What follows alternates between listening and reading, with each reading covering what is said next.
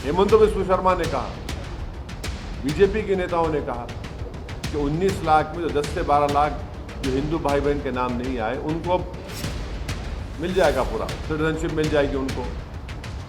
अब आप बताइए, नाइंसाफी नहीं तो क्या है? आज से कल से इस देश में आया हुआ हर एक शरणार्थी मेरे और आपके जितना ही अधिकारी है इस देश पर, ये अधिकार हमने। मैं देश को ये बताना चाह रहा हूं कि मैंने नहीं, मौजूदा अभी प्रेजेंट होम मिनिस्टर ने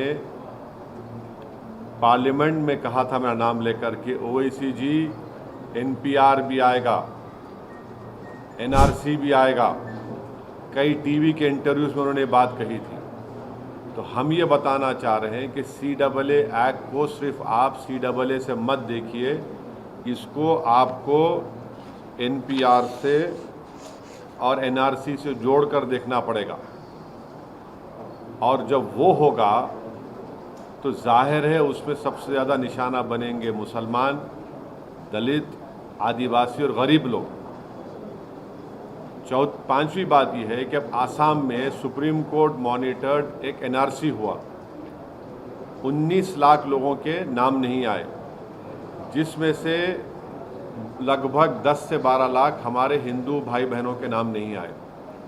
उनको अब हेमंत बिस्व शर्मा ये बोल रहे हैं कि सीएए कानून जब इम्प्लीमेंट होगा तो उन सब को सिटीजनशिप मिल जाएगी, क्योंकि उनका रिलीजन उसमें इंक्लूड हो गया।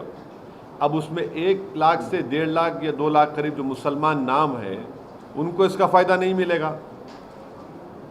ये बताइए, ये नाइंसाफी नहीं है तो क्या है?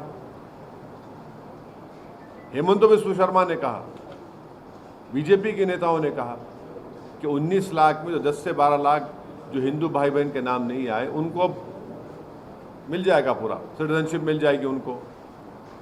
अब आप बताइए, नाइंसाफी नहीं है तो क्या है? छठी बात यह है कि भारत में सिर्फ 5% लोगों के पास पासपोर्ट है, ओनली 5% लोगों का पासपोर्ट है, रिमेनिंग लोगों का पासपोर्ट नहीं है। और फिर आधार कार्ड आप देख लिए, प्रूफ ऑफ सिटीजनशिप नहीं है, उसमें खुद लिखा हुआ आधार कार्ड में। भारत में बर्थ रजिस्ट्रेशन 1959 तक मैंडेटरी नहीं था, 1996 में सिर्फ 50% इंडियंस के पास बर्थ सर्टिफिकेट्स था।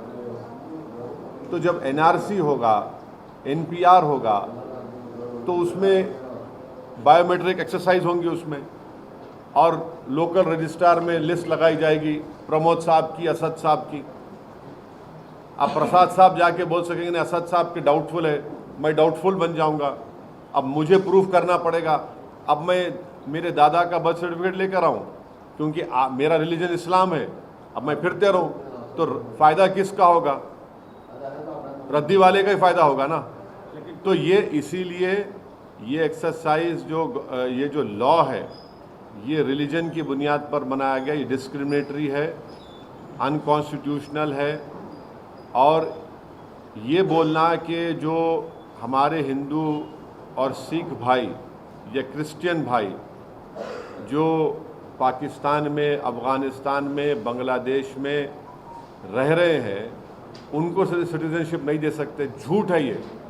हमेशा सरकार के पास इख्तियार था, एग्जीक्यूटिव ऑर्डर से आप दे सकते थे। और अभी कल ही हमने कहा था हम सीएए लाएंगे। कांग्रेस पार्टी सीएए का विरोध करती थी।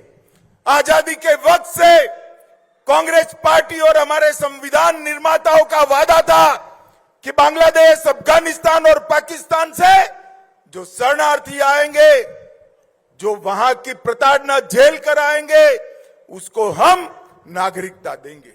मगर तुष्टीकरण की, वोट बैंक की राजनीति के कारण कांग्रेस पार्टी इसका विरोध करती थी। लाखों करोड़ों लोग पाकिस्तान से और बांग्लादेश से अपना धर्म बचाने के लिए, अपना सम्मान बचाने के लिए इस देश में आए, उनको नागरिकता नहीं मिलती थी। अपने ही देश में वो नागरिकता के बगैर अपमानित होते थे। नरेंद्र मोदी जी ने हिंदू, बौद्ध, जैन, ये सारे सिख ये सारे लोगों को नागरिकता देकर उनका सम्मान करने का काम नरेंद्र मोदी जी ने किया है। भाई और बहनों, हमने इस शरणार्थियों को सम्मानजनक जीवन देने का काम किया है। उनकी संस्कृति, उनकी भाषा, उनका धर्म, उनके परिवार की महिलाओं का सम्मान, उसका रक्षा करने का काम किया है। और आज से, कल से इस देश में आया हुआ हर एक शरणार्थी मेरे और आपके जितना ही अधिकारी है इस देश पर। ये अधिकार हमने इनको